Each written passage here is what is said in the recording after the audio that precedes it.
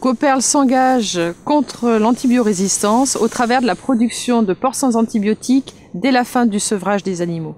C'est le fruit de 3 ans de travail.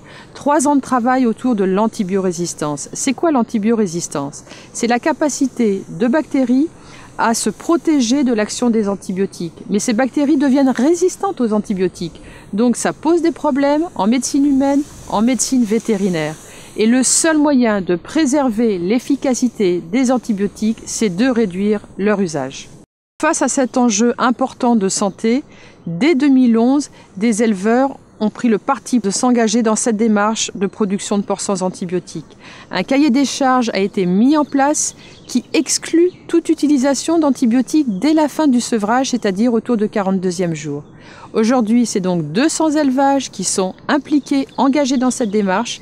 À terme, à 3 ans, c'est 1/3 de notre production qui sera concernée, soit plus de 1 500 000 porcs qui seront produits sans antibiotiques.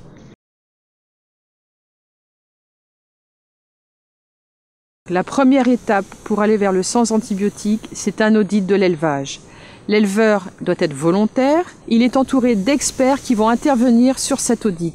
Des experts qui vont intervenir sur l'alimentation de l'animal, sur le confort, le bien-être des animaux.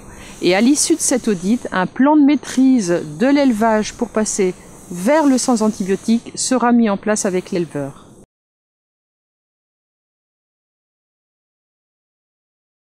Le passage à l'élevage de porcs sans antibiotiques, c'est une démarche globale de l'élevage qui s'appuie sur 3 piliers fortement complémentaires. C'est la robustesse des animaux, leur confort, parce qu'un animal en situation de confort présentera moins de risques d'être malade. C'est des pratiques et la conduite d'élevage de façon à éliminer l'entrée des bactéries au sein de l'élevage. Et c'est bien sûr le recours à des solutions alternatives en première intention.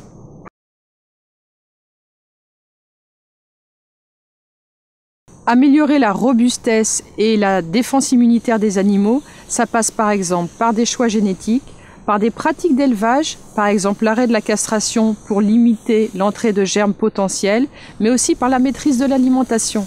Alimenter la truie de façon à lui donner la capacité à allaiter tous ses porcelets, bien alimenter les porcelets qui vont devoir passer d'une alimentation de la mer à une alimentation solide, mais c'est aussi bien sûr toute l'attention quotidienne que portent les éleveurs à leurs animaux, prendre soin des animaux, les observer, c'est par exemple mettre au repos un animal qui boite, de façon à lui permettre de se ressourcer avant de le réintégrer à ses congénères.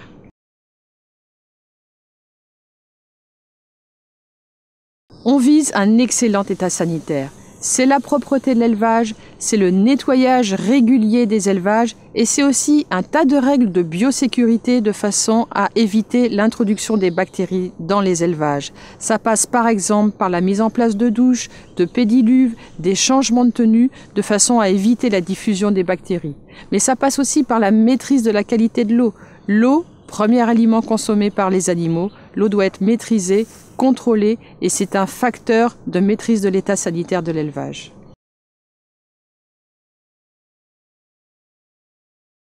En cas de problème, on va privilégier toujours des solutions alternatives. Ça veut dire déjà se laisser du temps pour agir. Une truie qui présente de la température, elle va être surveillée avant toute intervention. Il existe des solutions alternatives, par exemple la vaccination, des antioxydants, des fleurs acidifiantes, voire des fluidifiants en cas de pathologie respiratoire. Et bien sûr, si l'animal est malade et doit être traité aux antibiotiques, c'est la responsabilité de l'éleveur de le soigner et s'il a recours aux antibiotiques, cet animal sera sorti du cahier des charges.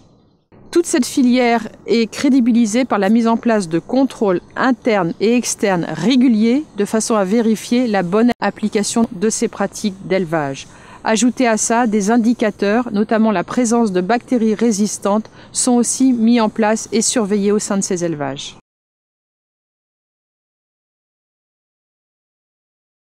Ce projet est une excellente démonstration de l'intérêt de la maîtrise de la filière.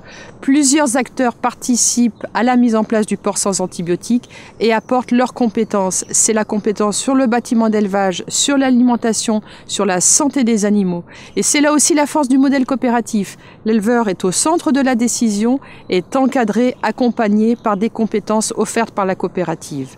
Au final, je dirais que ce projet, qui est d'ailleurs une grande première à cette ampleur, est un excellent projet qui tire surtout l'ensemble de la filière et les éleveurs vers le haut.